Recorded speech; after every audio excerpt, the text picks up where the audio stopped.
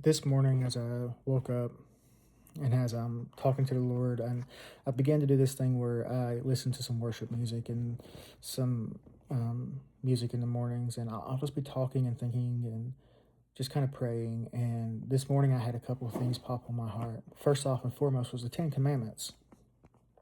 And I'm like, the Ten Commandments. Oh, okay. And then forgiveness. Okay. So I come to this conclusion.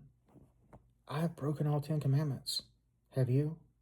I'm sure more have you have than you realize. And yet God still forgives. You mean to tell me I just broke all 10 of his commandments and he still can forgive me? I'm not just telling you that, my friend. I am living proof of it. He will save you. I don't care how dark the sin is, how dark you think you're hidden, how far gone you think you are. My friend, my imagination is something I don't even like to go into. I can imagine quite a bit. And I'm not proud of that, but it goes to show the degree that I was lost. And if he can save me, if he can bring me out of that darkness, he can you. The two greatest laws, Jesus said, first and foremost, love the Lord thy God with all thy heart, mind, body, and soul.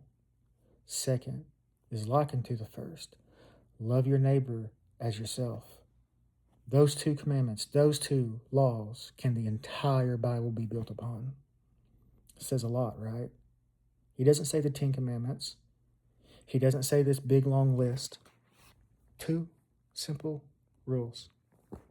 Pretty simple, huh?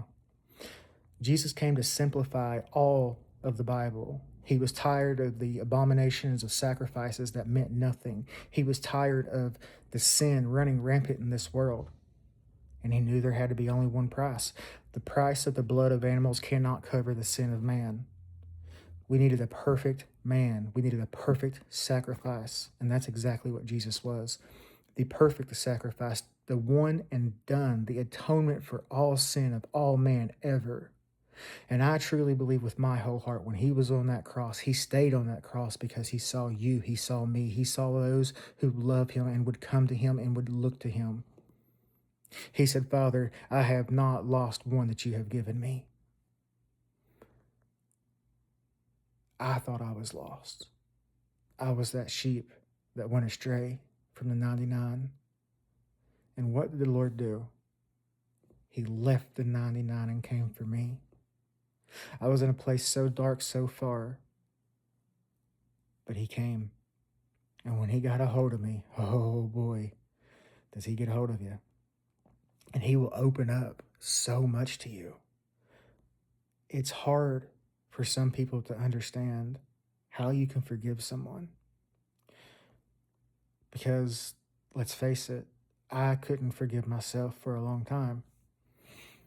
But when you let go of the anger, the betrayal, the darkness that's keeping you from moving forward in life, if you have hate in your heart, you know not the love of the Father. That is something I struggled with for a long time because I hated more than I loved. I hated everything, my life, everything, for no reason beyond I was selfish. I was bitter and I was mad at the world. More importantly, I was mad at God because he made me this way to where I can't live a life that I wanted. I am stuck and refined to a life that he created for me. And that's even better. See, I always looked at it the wrong way. Lord, you stopped me from being able to do what I want. I can't have a career. I can't have the life I want. But that's just it. I was never meant to have that life. I was never meant to have that career. God seemed fit to put me elsewhere. And you know what? I'm good with that now. I struggled with it for years. Ask anyone. I was not even worthy of speaking a decent word to anybody. I was a lost cause. I was the bottom of the barrel, man. I was. And I think back about now, all these things that happened, all these crazy things, because this is one thing that I've told my wife before we got married. My life is not something you're going to see.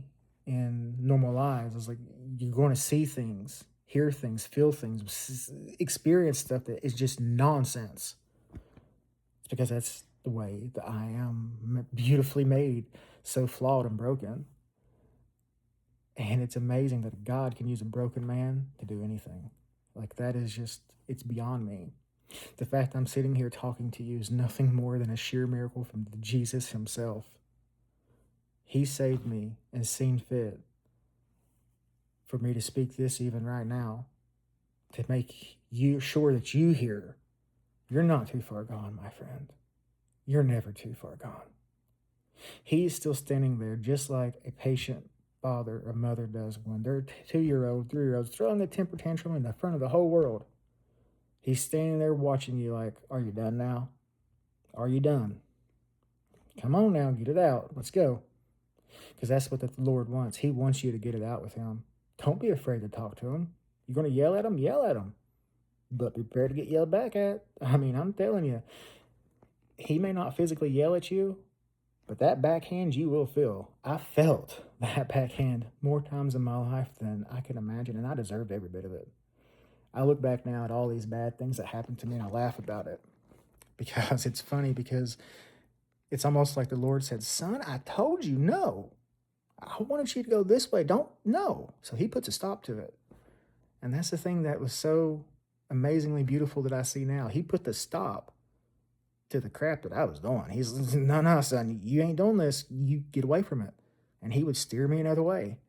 And of course, I'd run this way and I'd hit that wall and I'd fall back down and I'd start trying to climb the wall. And once again, no, come on, son, you're not there yet. And only in these last few years have I got to the point where he's letting me walk forward now. I'm no longer stumbling. I'm no longer flipping over walls and stumps and logs and rocks. He's put me on that straight path. It took a lot to get me here. Believe me, buddy, it took a lot to get me to where I am. But the Lord's letting me on my own path now directly to him. I've gotten rid of a lot of the stumbling blocks, and I still stumble. I'm still sinful. I will never have that perfect walk with the Lord until this flesh is dead. But he says he will begin a work in you, and he will finish it. The work he has begun on me is something that has already changed me so much, I don't recognize myself some days. Excuse me. And it's a beautiful thing. I have never been more excited to look into a mirror and not recognize myself because of who the Lord has made. Not this guy. I did nothing. I am a broken man. I see myself as worthless my entire life until God.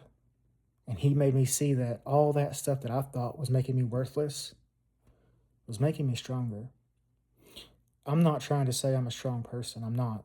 I'm a very weak person. Very. All you need to do is follow me for one day. But what he's given inside of me is a desire to fight, to move forward, and to keep going. My life has been hard. Make no mistake. There's many things that I could tell you that know when I say life is hard and it's not going to be easy. But I promise you, if you are willing to endure it, if you are willing to reach out to the Lord and let him begin his work in you, I promise you, he will open up doors, paths. He will open up things you cannot imagine because you lack imagination, my friend. I thought I had a good imagination. Like I said earlier, I can imagine quite a lot, but I could have never put it together in a million years the way the Lord works. And I still am amazed daily. God bless you all. I love you all. You're not too far gone. I want you to experience what I have, this joy with the Lord every day. Every day is a new chance for something better. God bless you all. I love you all. Have a good day. Go to the Lord and trust in him and watch where he'll bring you. Places you wouldn't even imagine. See ya.